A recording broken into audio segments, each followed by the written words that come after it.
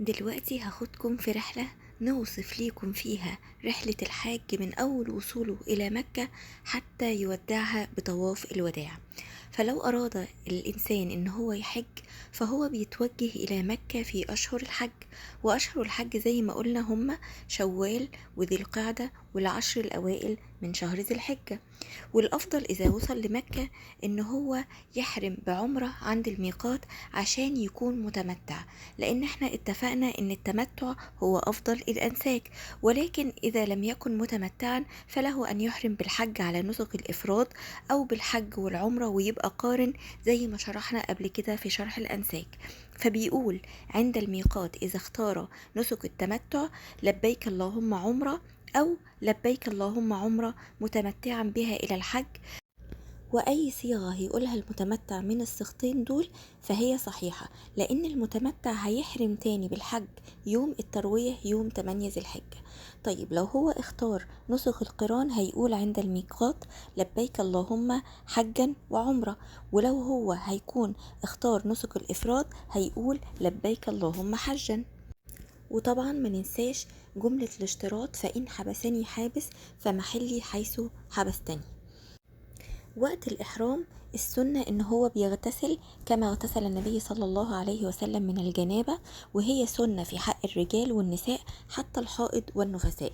فبيغتسل ويتطيب في بدنه ولحيته وشعره، وبيلبس ملابس الإحرام، وملابس الإحرام لا تطيب. والاغتسال والتطيب زي ما قلنا هي من سنن الإحرام، وقلنا إن معنى السنة يعني هي أجر زيادة بمتابعة الرسول عليه الصلاة والسلام، لكنها لا تؤثر في الإحرام بشيء، فمن لم يغتسل فإحرامه صحيح. إذا وصل الحاج للميقات وإن تيسر له صلى ركعتين توافق أي سنة، وأحرم بعدها إن تيسر له الصلاة.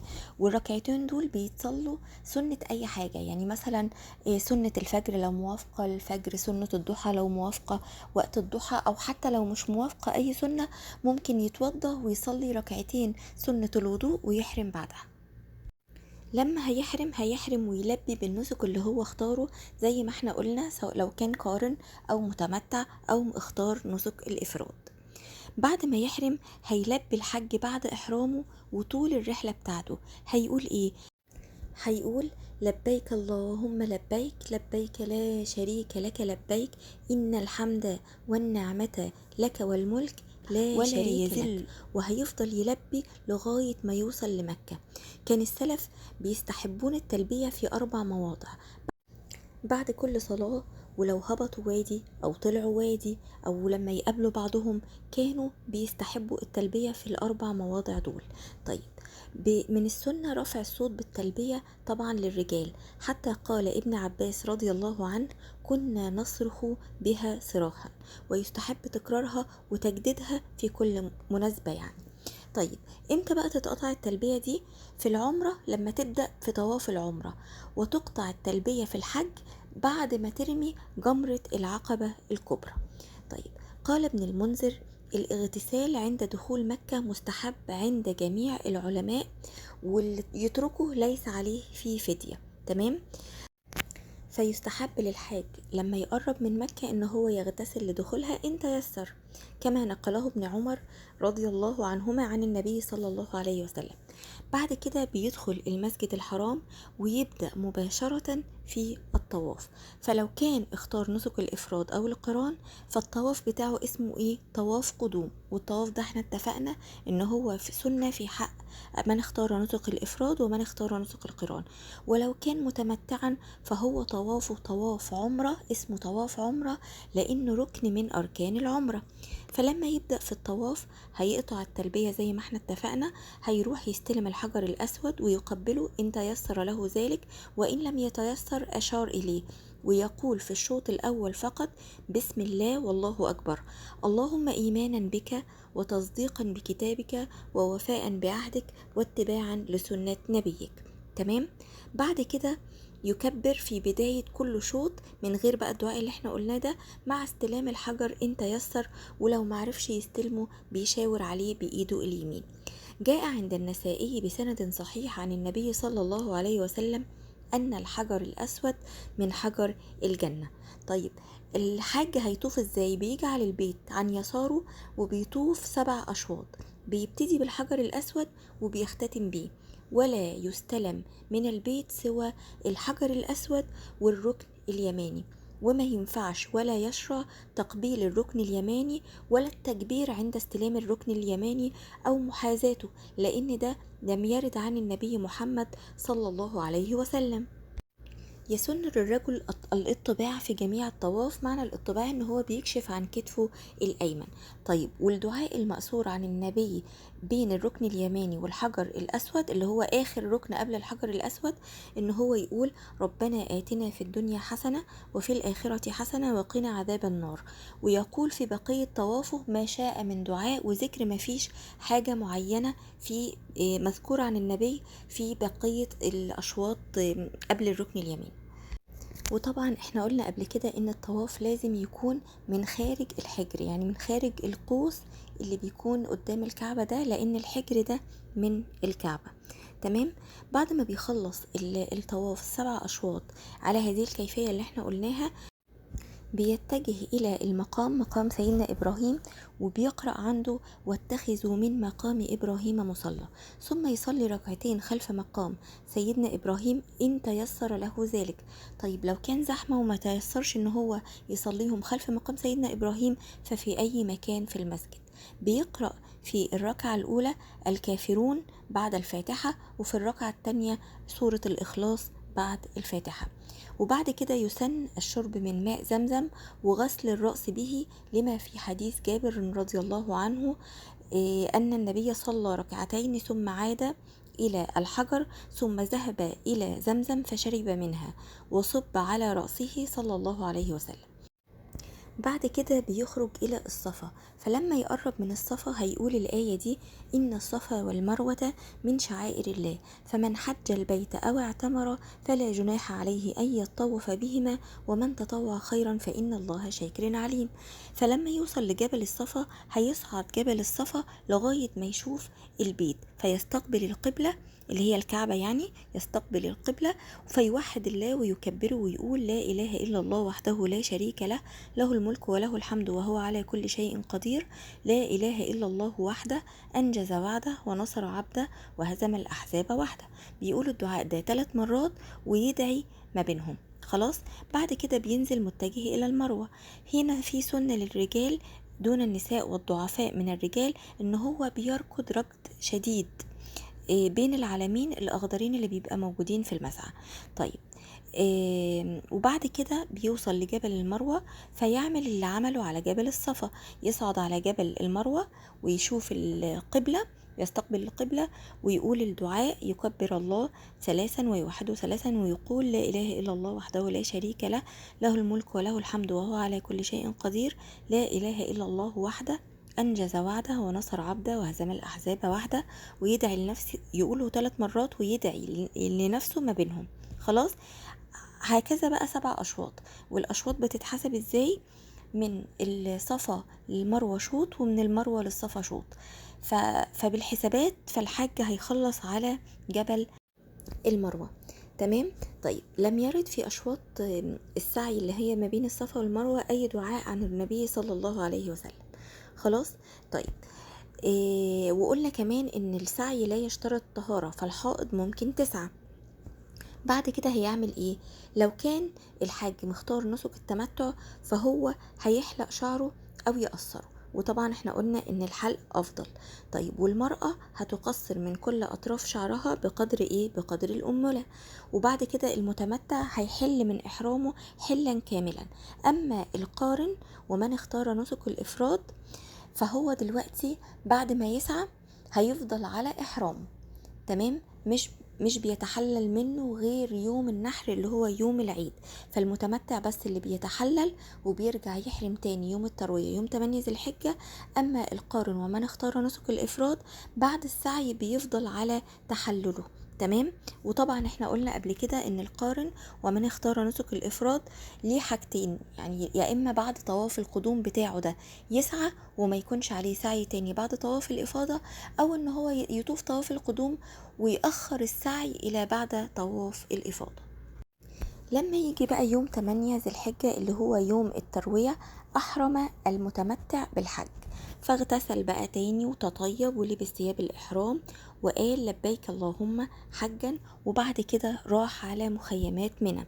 أما القارن احنا قلنا واللي بيختار نسك الإفراد فهم على إحرامهم فمش هيحرموا تاني. هيخرجوا جميعا إلى منى فيصلوا بيها الظهر والعصر والمغرب والعشاء في ميعادهم قصر بغير جمع، يعني كل صلاة هتكون في ميعادها، ولكن الصلاة الرباعية هتبقى اتنين، يعني الظهر هيصليه اتنين، العصر هيصليه اتنين، المغرب زي ما هو تلاتة، العشاء هيصليه اتنين، الفجر هيصليه اتنين زي ما هو.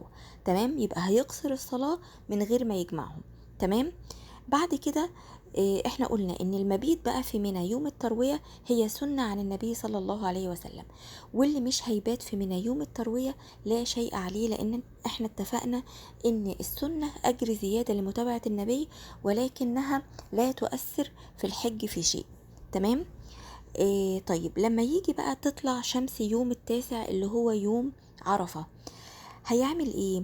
لما تطلع شمس يوم التاسع بيمشي الى عرفة، فينزل بنمرة، مسجد نمرة ان تيسر له ذلك، وإلا لم يتيسر استمر إلى عرفة على طول فينزل بها.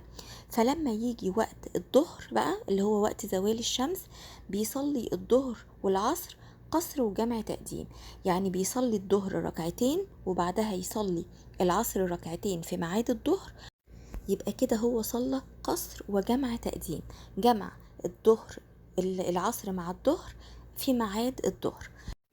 بعد ما يخلص صلاة بقى هيفضل يذكر الله ويدعو ويستغفر ويقرأ قرآن.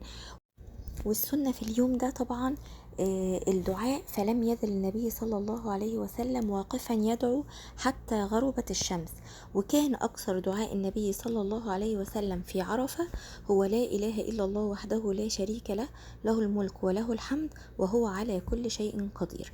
طيب طبعا الحاج بيفطر يوم عرفة، السنة فطر الحاج في يوم عرفة، أما غير الحاج فله أن يصوم طبعا عرفة. فعن أم الفضيل بنت الحارث رضي الله عنها أنها أرسلت إلى النبي صلى الله عليه وسلم بقدح لبن وهو واقف على عرفة على بعيره، فشربه النبي صلى الله عليه وسلم. طيب لما تغرب شمس يوم عرفة بتنصرف بقى الحجيج إلى مزدلفة، فده أول ميعاد للنفر، لأن احنا قلنا إن استمرار الوقوف بعرفة إلى غروب الشمس هو واجب من واجبات الحج، فما فيش نفر من عرفة إلى مزدلفة قبل المغرب، فأول ميعاد للنفر هو المغرب. فلما تغرب شمس عرفة بتنصرف الحجيج إلى مزدلفة، هيصلوا في مزدلفة المغرب والعشاء قصر وجمع تأخير، يعني هيجمعوا ويأخروا صلاة المغرب عشان يصلوها مع العشاء، المغرب 3 والعشاء تتصلى 2. بعد كده هيفضل الحاج في مزدلفة حتى يصلي بيها الفجر، فإن صلى الفجر راح المشعر الحرام وهو اللي بيسموه دلوقتي مسجد مزدلفة، فيقف فيه مستقبلا للقبلة ويذكر الله تعالى ويحمده ويهلله ويكبره ويلبي ويدعو إلى أن يسفر الصبح، ثم يدفع بعد كده أو يخرج إلى منى. وهنا بقى رخصة ومعلومة انه يجوز للضعفاء واصحاب الاعذار من الرجال والنساء واللي بيرافقوهم ان هم يمشوا من مزدلفة الى منى لو غاب القمر او مضى اكتر من الليل. وهنا برضو بنحب نوضح يعني بعض المواضع التي خالف فيها رسول الله صلى الله عليه وسلم المشركين في الحج، وهم 3 مواضع. الموضع الأول عند الإفاضة من عرفة بعد غروب الشمس، كان الكفار قبل كده بيفيضوا من عرفة قبل الغروب. والموضع الثاني عند الخروج من مزدلفة قبل شروق الشمس، وكان الكفار بيخرجوا منها بعد الشروق. الموضع الثالث عدم النزول في وادي محسر، وكان الكفار بينزلوا فيه ويقعدوا يتفاخرون بأنسابهم وأحسابهم، فدول 3 مواضع خالف الرسول صلى الله عليه وسلم فيهم الكفار. طيب لما يوصل الحاج إلى منى هيعمل هيرمي جمرة العقبة الكبرى ب7 حصيات ويكبر مع كل حصاة، يعني يرمي حصى ويقول الله أكبر الله أكبر الله أكبر، تمام، 7 بقى حصيات كل مرة يكبر فيها. بعد كده بينحر الهدي بتاعه لو كان متمتع أو قارن، وبعد كده بيحلق رأسه. واحنا قلنا ان الحلقة أفضل من التقصير، والمرأة بتقصر من أطراف شعرها بقدر الأنملة اللي هي عقلة الأصبع. وبعد بقى ما يرمي الجمرة ويحلق، يبقى كده الحاج تحلل التحلل الأول. معنى ايه التحلل الأول؟ ان هو يبيح لي جميع المحظورات من الإحرام ما عدا الجماع أو النساء. تمام. فهينزل بقى ويتطيب ويلبس ثيابه العادية ويروح لمكة يطوف طواف الإفاضة اللي هو ركن من أركان الحج. وبعد كده يسعى لو كان متمتع، لأن السعي واجب للمتمتع. ولو كان مختار نسك الإفراد أو القران وما سعاش قبل كده فهيسعى. لو كان سعى قبل كده بعد طواف القدوم زي ما احنا شرحنا معلهوش سعي تاني. فلما ينتهي من طواف الإفاضة ويسعى زي ما قلنا إذا كان متمتع أو قارن ومفرد وما سعاش بعد طواف القدوم، فبهذا يحل له كل شيء حتى النساء. فنرجع برضو نذكر بالمعلومة ونقول ان في نوعين من التحلل: تحلل اصغر وتحلل اكبر. التحلل الاصغر بيحصل امتى؟ بيحصل بفعل فعلين من الثلاثة اللي انا هقولهم دول: رمي جمرة العقبة، او الحلق والتقصير، او الطواف والسعي لو كان متمتع. يعني هو لو حلق ورمى يبقى كده تحلل اول. لو هو رمى وطاف كده تحلل أول بفعل فعلين من التلاتة اللي هم رمي جمرة العقبة أو الحلق والتقصير أو الطواف والسعي. طيب التحلل الأكبر بقى بيحصل إمتى؟ لما بيعمل الثلاث أفعال دول، لما بيرمي وبيحلق وبيطوف ويسعى لو كان متمتع أو كان قارن ومختار نسك الإفراد وما سعاش قبل كده بعد طواف القدوم. يبقى التحلل الأصغر بيبيح لي كل المحظورات ما عدا النساء. بيحصل إمتى؟ بيحصل بفعل 2 من الثلاثة دول: رمي جمرة العقبة أو الحلق والتقصير أو الطواف والسعي إن كان متمتع أو قارن ونسك الإفراد وما سعاش قبل كده بعد طواف القدوم. لو عملت 2 من دول يبقى أنت كده تحللت تحلل أصغر اللي بيبيح ليك جميع المحظورات ما عدا النساء. لو عملت الثلاثة دول يبقى أنت كده متحلل تحلل أكبر اللي بيبيح ليك جميع المحظورات بما فيهم النساء. يبقى نعرف من كده ان افعال الحج يوم النحر هي 5 افعال: رمي جمرة العقبة، نحر الهدي للمتمتع والقارن، الحلق او التقصير، طواف الافاضة، السعي بين الصفا والمروة للمتمتع او القارن ومن اختار نسك الافراد ولم يسعى بعد طواف القدوم. فهي 5 افعال بيفعلها الحاج على هذا الترتيب، وان قدم بعضها على بعض فلا حرج. لأن النبي صلى الله عليه وسلم ما سئل يوم العيد عن شيء قدم أو أخر أو أخر إلا قال افعل ولا حرج. يعني أي حد بقى يعمل الترتيب ده بأي شكل فالرسول عليه الصلاة والسلام بيقول افعل ولا حرج. تمام؟ طيب، فلما ينتهي من الأعمال دي بقى وجب عليه المبيت في منى ليلة 11 و12 و13 للمتأخر. يعني 11 و12 للمتعجل و13 للمتأخر، لقول الله تعالى: واذكروا الله في أيام معدودات فمن تعجل في يومين فلا إثم عليه ومن تأخر فلا إثم عليه لمن اتقى واتقوا الله واعلموا أنكم إليه تحشرون. واحنا قلنا قبل كده إن يجزئ في المبيت معظم الليل. فلما يجي ميعاد الظهر بقى يوم 11 ذي الحجة، ميعاد الظهر اللي هو زالت فيه الشمس، رمى الجمرات الثلاث. بيترموا ازاي او كيفية رميهم؟ يبدأ بالصغرى فبيرميها ب7 حصيات متعاقبات بيكبر مع كل حصاة. بعد كده يتقدم ويقف ناحية اليمين شوية ويستقبل القبلة ويرفع ايده ويدعو دعاء طويل. وبعد ما يخلص بيتجه الى جمرة العقبة الوسطى فيرميها ب7 حصيات متعاقبات ورا بعضهم يعني، ويكبر مع كل حصاه. وبعد كده بيتقدم ويقف فين؟ يقف بقى يسار ويستقبل القبلة رافعا يده ويدعو دعاء طويل.